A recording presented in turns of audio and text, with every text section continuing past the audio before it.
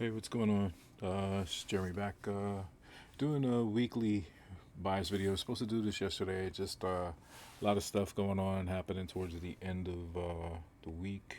So um, yeah, didn't really pan out the way I wanted to. Like the whole day in the life. I know you guys get enough of that. So other channels. So we'll just kind of quickly jump into recap last week, and I'll try not to make this an hour. I know I can get kind of chatty as we go sometimes.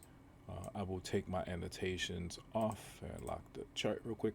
Okay, so last week, obviously, we were looking at this range. I'd said that we had already tapped into. Can you see that?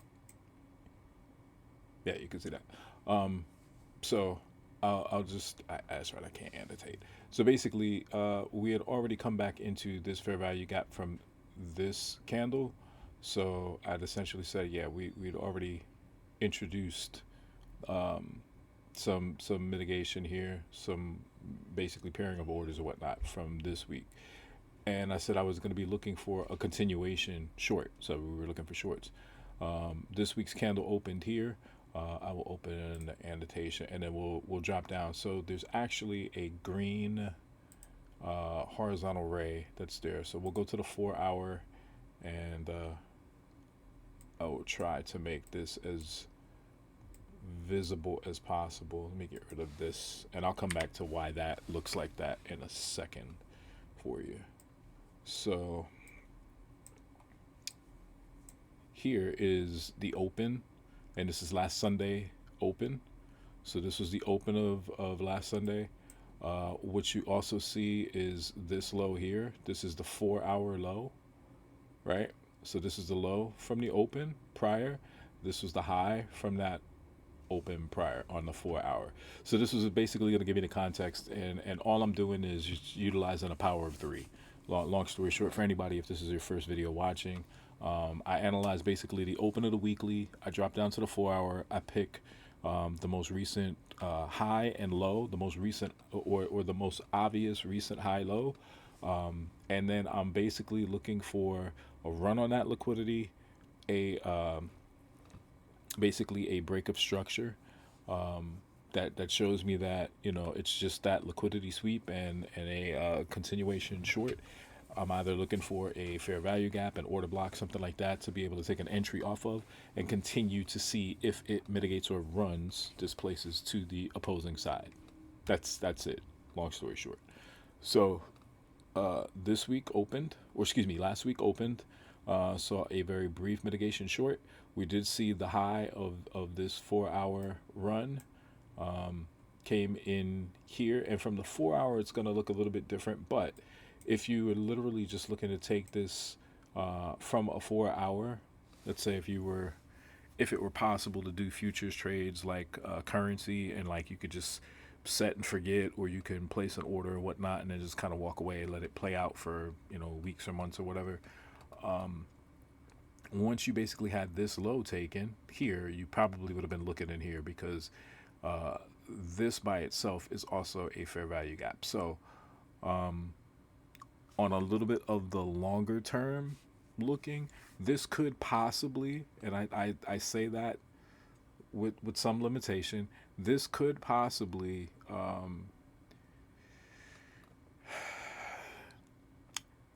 this is for educational purposes, not financial advice. Okay, so from an educational standpoint, this could be looked upon in the future as an area under which, when uh, those that operate in a retail mindset space would think that, okay, we're done with the shorts right now, we're going to resume the longs for a prolonged period of time in the future. This specific area is could be a point of interest for somebody, because this occurs where, after technically a break of structure. Okay, that's what this is. Um, or you could look at maybe a deeper mitigation, which is kind of why I have some of this annotated back here. That's something totally separate and aside that I'm not gonna go into here, because it's a personal um, trade ideology and preference and things that I look at. So I mean, it really has no bearing. and nobody's really interested. If you are interested, just leave me a comment below, and I'll set up a different type of video for that, and kind of go into that. But back to the point. So we do see basically, just under the idea of liquidity, a sweep, a return back within this range. Excuse me, that mitigation, a low taken out, and then it does run to the other side. So what I will do is, let's go to the 15 minute, and I don't want to really go any lower than the 15, because it's gonna get kind of hard to actually see. So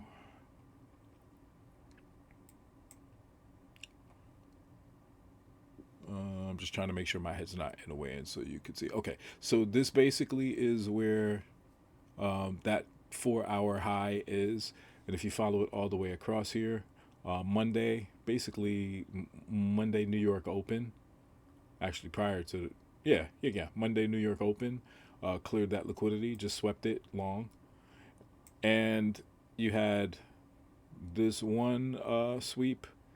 This is a return back inside. You could say, okay, well, isn't this is this a market structure shift? Not exactly. Would this constitute as a low? It would. It would. But in the overall bias of delivery, and then also you got to think about the time of day. You also have to think that it's the beginning of the week.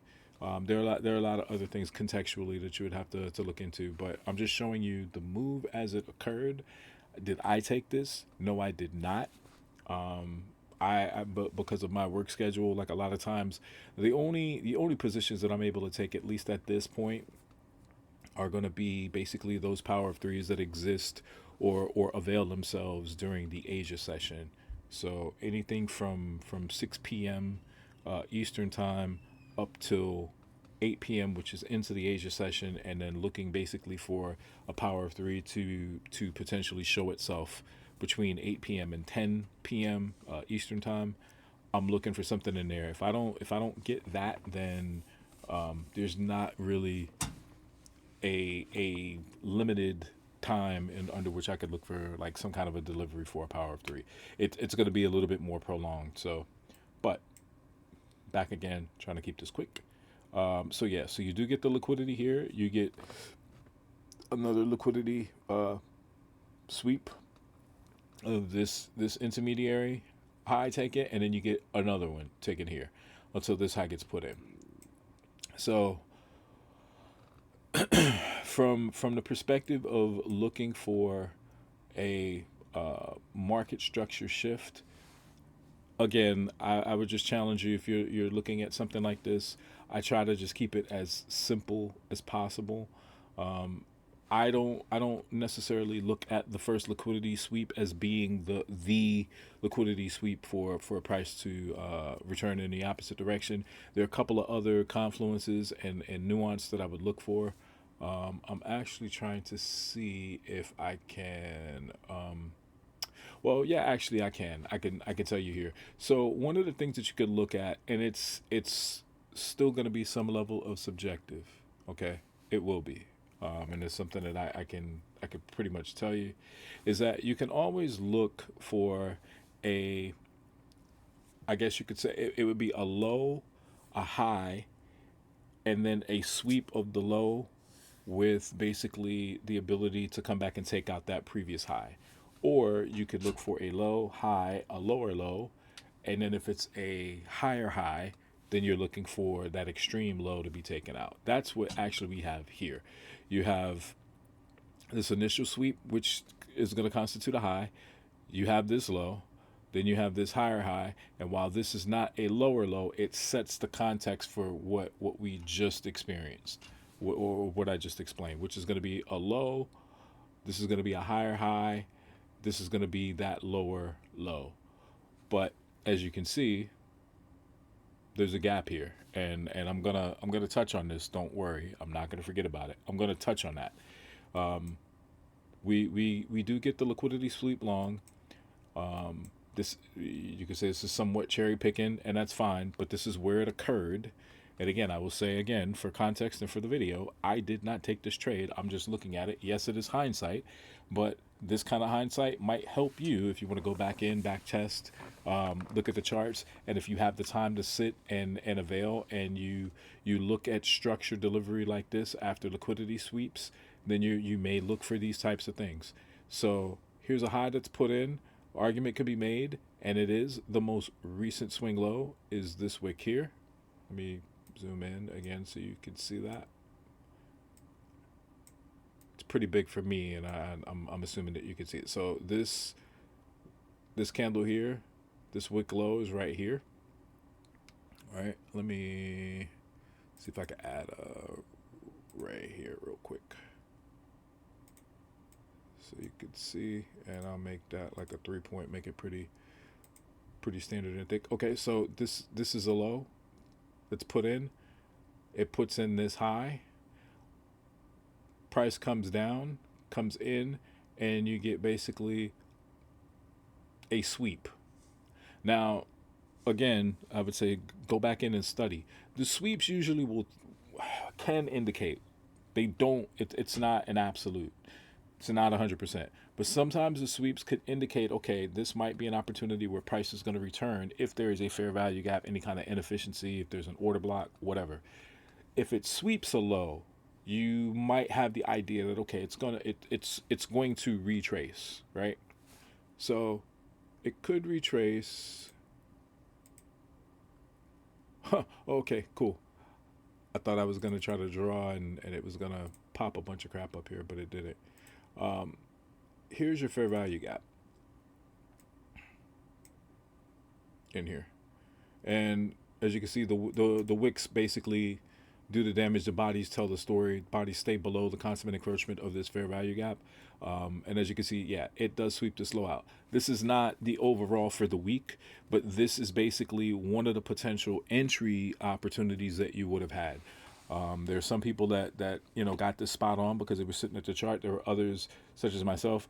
I didn't trade later in the week when it was most volatile. I actually I traded last Monday. I want to say Monday and Tuesday of last week, and I had a very small position that I got into on Wednesday, and that was again Asia session, and then after that, like I was done. So the massive shorts that were in play last week, I was not a participant in, but I took what was given to me and I left well enough alone. So, but this is the idea of where, say, if you had waited for the 4-hour high or low, and in this case, the 4-hour high to be taken for that liquidity, and you were looking for an opportunity or the ability to get short, this kind of would have given you the signal. And here's one other tidbit that I would like to just pass along. And again, I will preface this by saying, go in and back test it and check it, right? Sometimes, even if you don't catch these moves, like I told you, I didn't catch this. I wasn't, this occurs during a time in the day where I'm literally like, I'm at my job. I'm at work communicating with people. I'm not sitting looking at this. However, if when I get back home and I say, oh, look, well, Monday it took the high out. Tuesday, my bias is already in play for the rest of the week.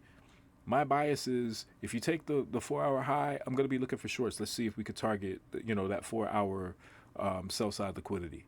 And let's just see what avails itself. Or if there is a retracement, is there going to be a better position in London? Before I leave, can I find something in pre-New York maybe to, extract a couple of handles or what have you, right? Context. But even if you don't catch this, it, like I said, it sets your bias up for the rest of the week. And unless there's some significant like news driver or something like that that is going to unsettle or make you think that your bias is not necessarily going to be your target's not going to be met or the bias isn't going to play out, then yeah, you can kind of just sit on your hands and you don't have to necessarily expose yourself unnecessarily to unnecessary risk, right? So that would have been this move. Even the return and the up move back in here again, your invalidation could have, like, literally. So now that we see this, if once you get in, this could have been, and again, that could have been your invalidation point for shorts. Why do I say that's an invalidation point? You could do one of two things. You could say, hey, listen, based on this, right? Based on my analysis, I could have said, hey, if I get a candle closure above the consummate encroachment here, and this is basically the invalidation point for, say, this fair value gap, because you got one, two, and you've got three candles that make up the fair value gap. I could have said, hey, look, this is going to be my invalidation point. So if one of two things happens, if the consummate encroachment is broken, I get a candle closure above, and then maybe I get a couple more bullish candles. Maybe it leaves a fair value gap in here. If that fair value gap overlaps this, then okay, maybe I say, okay, I'm done, I'm out. Let's say if I'm in an active trade, maybe I get out. Okay. The other thing that you could look at, and I'm just gonna draw your eye to this as well, and I'm not going to teach or talk about it because there's something that I usually say that you don't absolutely ever hear on YouTube. You hardly ever hear anybody in this space say they don't know or they don't feel like they're qualified to teach people certain things. I'm one of those people. You could actually take these two last consecutive bullish candles and use them as a range as well, and say, okay, well, I'm looking at this basically as my liquidity or form of a breaker. And you could say, okay, even though it may exceed, like, the 50% of the breaker is still within what would be the invalidation point. You could also do something like that. Again, context is key, and it's going to be significant in terms of what you determine or what you deem is going to be like your tolerance for risk, and just like I said, what seems like it's going to be a solid idea, right, in terms of risk and trade management once you get into a position. So that is that. I did say I also wanted it to talk about this, and we will. So in this particular case, right, you could say, oh, well, this is a fair value gap. I don't look at it that way. I look at this, excuse me, for what I have it listed as, which is a volume imbalance or a price gap, price void. There's so many different names and ideas, but essentially it's where price has just been vacated. It didn't exist. But this is a gap. This candle that I have my mouse on that you cannot see, again, I don't know what's going on. I had to get a new monitor. My old monitor kind of crapped out on me yesterday. So this bullish candle here, this is a 445 candle from Tuesday. So when price reopened at 6 p.m. Tuesday evening, it created this volume imbalance or this price void or this price gap, whatever you want to call it. Okay. As of today, Sunday, July 28th, obviously, price never came back up here. So there are going to be some people that will look at this and say price has to come right back up in here. No, it doesn't. The fact that we're going into a disjointed end of July into August, next week is probably going to be very confined for whatever the period of time is, and there is going to be some level of volatility. We have non-farm payroll coming next week. I believe you've got some Fed speak and Fed conversation. I believe they will actually consider, because it's the last week in July, they're going to consider if there will be a rate cut. So that's going to be on the table. There's an introduction, or I guess you could call like an infusion of volatility that is going to come into the market, and it may not be a long-term thing. It may be to flush out some of this price action, to again reacquire and pair some orders within this volume imbalance or this price void, is one of those things. But as you can see, this is, I'm going to make that 3 just to make it a little bit more vibrant so you can see it. Maybe even a 4, perhaps. Yeah. Okay. So basically, this orange highlighted horizontal line, this was basically our 4 hour low. Okay. And as you can see, we met that expectation 8:15 Wednesday morning last week. Now, is this idea of Power 3 always going to complete by Wednesday? No. Sometimes it completes earlier, sometimes it completes later, sometimes it doesn't complete.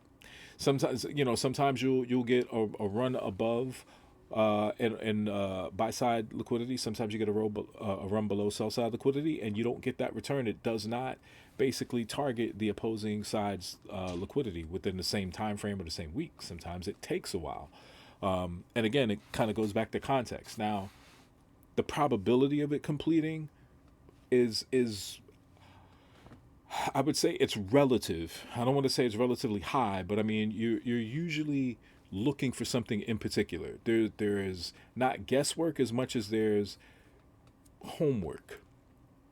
The homework to determine, okay, is price still reacting, or is price still being developed in a way under which I can still complete my bias, or the bias that I have, does it look like that is more probabilistic that that's going to play out, or are we just going to stay in this holding pattern or whatever? Again, goes back to your risk management, your risk tolerance, what you're looking for, right?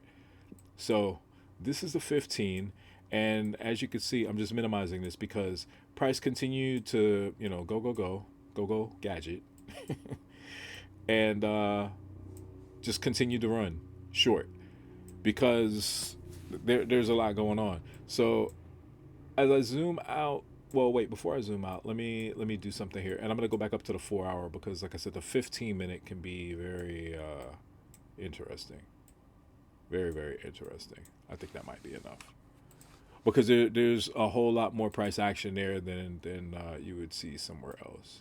Okay, so back to the 4 hour. So I wanted to come back here so we could actually look at where that volume imbalance is in relationship to where price is right now. I'm just trying to make this bigger so we can examine and see. Because as we come into this week, this obviously I'm showing you the price action from last week. As we come into this week, one of the things that you would consider under the same pretense, or what I would consider under the plan, and it's not a specific strategy, so I like to just call it like my trade plan bias for the week.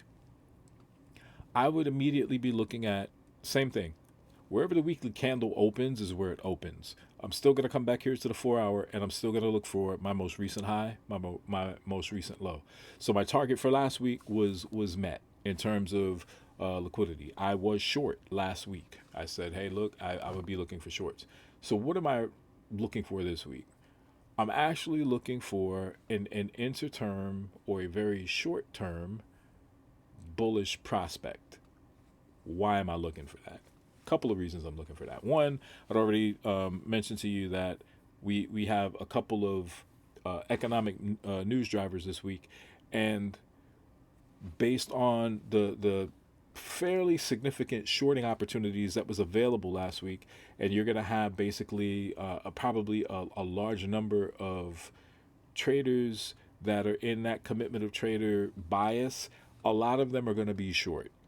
Some will be reserved and take these two things and they'll sit on them at the beginning of the week. I probably will be one of them until I see something that is going to be clearly obvious to me. But this is the one thing that I would probably caution against coming up this week. I'm going to go ahead and I'm going to get rid of these because this is based on last week projection, some intraday kind of stuff. So yeah, it was Wednesday. Okay, so here's my prospect, and this is what I'm looking at right now, and I don't know necessarily that this is going to change, but I'm going to actually make these horizontal rays black. I'm going to change the color to black so they stand out on the chart. So now again, it's subjective. This is just me looking, and I'm comfortable doing this, comfortable recording these videos, putting them out there. So this would be, by definition, this is a high. This candle is below this high. This candle wick below this high, right? I think we could agree on that, right? Okay. This low will constitute a low. This candle and wick not below this low. This candle wick and this candle not below this low. So this candle by itself is the high low of my 4 hour range. So short of price, and this I will say with some level of reservation, but it is not impossible. From a weekly standpoint, it's a little improbable, but it's not impossible. But you know, I've been feeling kind of Nostradamus y lately.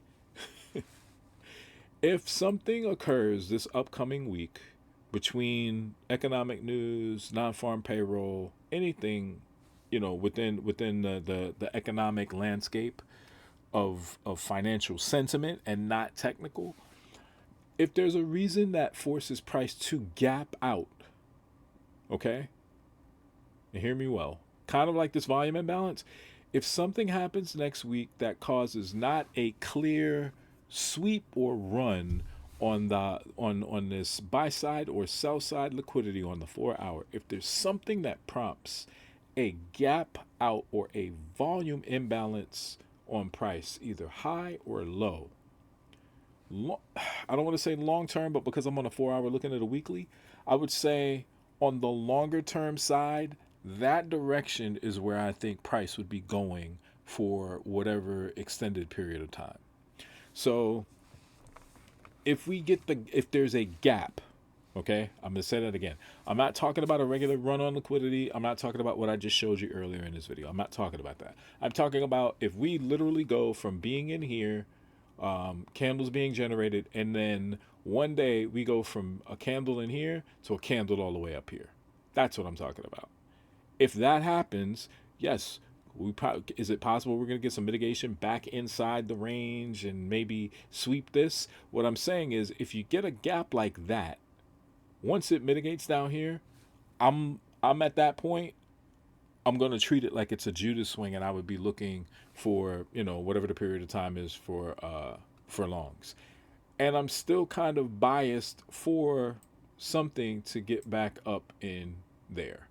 Don't know when, don't know how, don't know what, don't I have no idea. Have no idea. But that's going to be an area to look out for. The other reason that I would be looking out for that is, again, I'm looking at the fact that this is now a sell side liquidity that's been swept out. This is a low that's been cleared. This is basically a continuation. You could look at it as a continuation. The same thing has happened back here with this low and this candle as well. You had a move back in. You had a break below. You had an extension that made this continued low. And then what did you have? You had a return back into this range, right? You got a fair value gap in here. That might be why I have this drawn. Yeah. So I did draw that. I already had it on the chart. But basically, yeah, you had a fair value gap that was in here. And price continued short. So all of these things, one on top of the other, layered. So what is my bias for this week? Again, I would look for a very short term run back long. Not so much for the purpose of the volume imbalance, but I'd like to see some of these fair value gaps at least tap back into to kind of give a little bit more of a clearer definition. I'm still gonna stand by the longer shorts back into 17s, like the 1700s. I think you can see it on the daily, because I still have like my magnets. Yeah, so you still see my magnets like, hey, Still looking for price short. I got magnets all over the place. And yeah, no. Yeah, we've got a couple of volume imbalances back here as well. So don't know when. Like I said, I'm like everybody else. Don't know when, but this is basically the structure on a daily. Um, this could be looked upon if you look back from a daily time frame perspective. This would be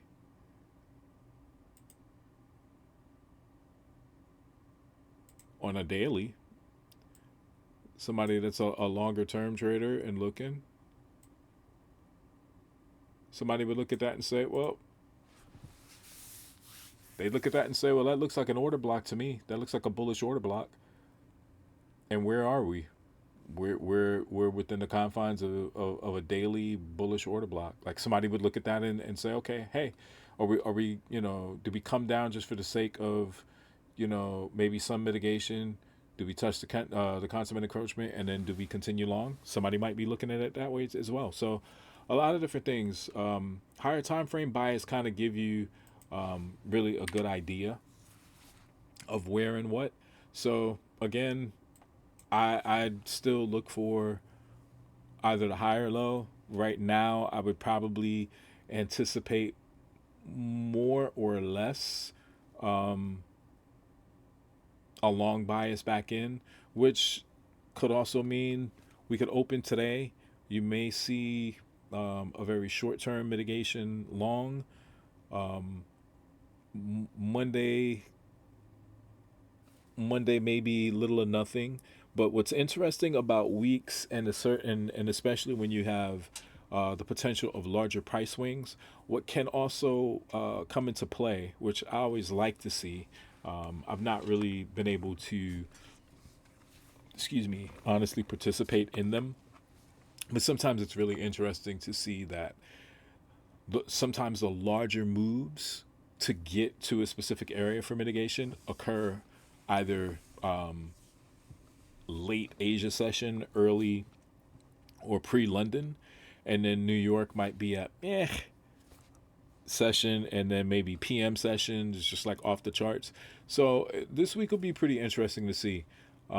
Saying all of that, maybe we see sell side liquidity taken first to help promote that bias because again, as I'm saying, I'm looking for maybe a short term long bias for this week.